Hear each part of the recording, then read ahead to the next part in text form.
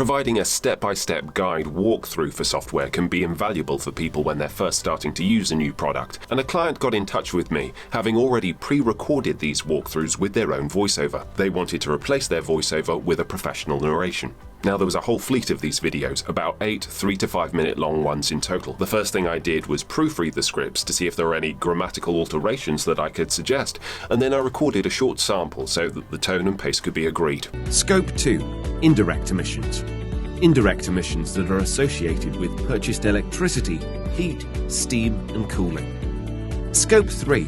Other indirect emissions. I then made some notes about when my professional voiceover might be a little bit quicker than the one that had been previously recorded, just because the person, when they were originally recording the walkthroughs, had a couple of ums and ers as they found the thoughts and which section that they wanted to go to next. I then provided some royalty-free music as some options, providing 3 different options, mixing them with my demo sample so that the client could have a clear sense of what the final finished recordings would look like. To make sure that the final walkthrough videos were as polished as possible, it therefore meant that I not only edited the voiceover that I'd narrated, but I also slightly edited some of the video itself, speeding up certain sections so that we could get to the relevant points much quicker, rather than some of the downtime that was in the original samples. I fully produced the first video in the series like this, and then shared it with the client as a proof of concept for approval. Once this had all been confirmed with the client, I then recorded all of the rest of the videos, both providing the professional narration, mixing it to the music, and also syncing the video when appropriate. Once these videos were all finished,